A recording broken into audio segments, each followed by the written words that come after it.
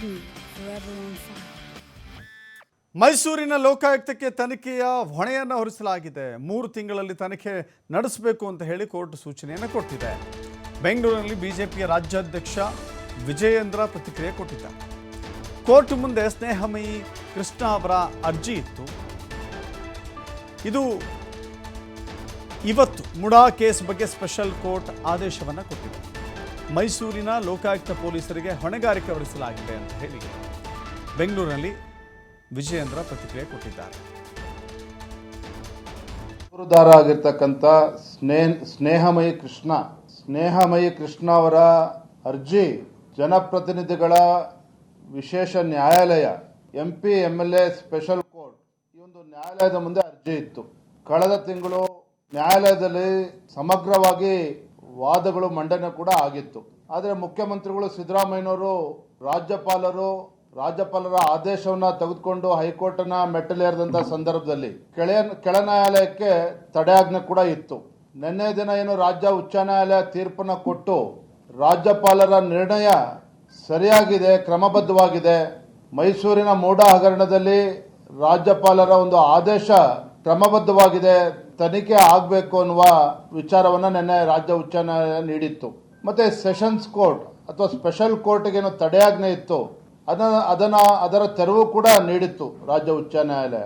ಹಾಗಾಗಿ ಇಂದು ಈ MP MLA court special court ಜನಪ್ರತಿನಿಧಿಗಳ ವಿಶೇಷ ನ್ಯಾಯಾಲಯ ಮೈಸೂರಿನ ಮೂಡಾ ಪ್ರಕರಣದಲ್ಲಿ ಒಂದು ಮಹತ್ತರವಾಗಿರ್ತಕ್ಕಂಥ ತೀರ್ಪನ್ನು ಇವತ್ತು ನೀಡಿದೆ.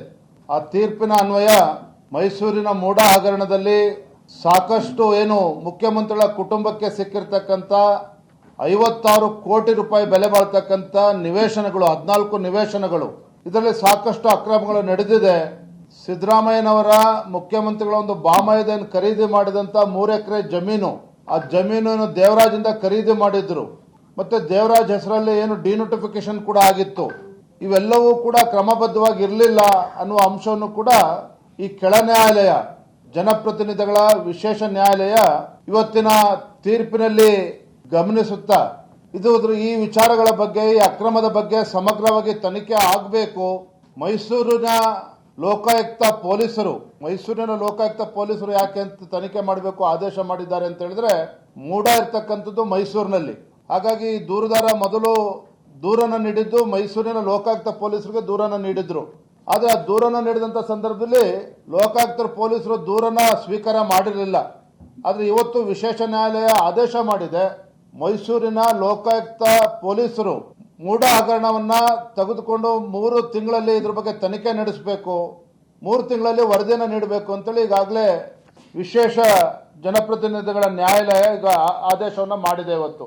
ಅದರ ಅರ್ಥ ಮೈಸೂರಿನ ಲೋಕಾಯುಕ್ತ ಪೊಲೀಸರು ದೂರುದಾರ ಸ್ನೇಹಮಯಿ ಕೃಷ್ಣ ಅವರು ಇವತ್ತು ಬಂದಿರತಕ್ಕಂಥ ತೀರ್ಪಿನ ಆದೇಶದ ಪ್ರತಿಯನ್ನು ತೆಗೆದುಕೊಂಡು ಯಾವ ಸಂದರ್ಭದಲ್ಲಿ ಅಲ್ಲಿ ನೀಡ್ತಾರೆ ತತ್ಕ್ಷಣ FIR ಅನ್ನ ರಿಜಿಸ್ಟರ್ ಮಾಡಬೇಕಾಗ್ತದೆ, ತನಿಖೆ ಪ್ರಾರಂಭ ಮಾಡಬೇಕು.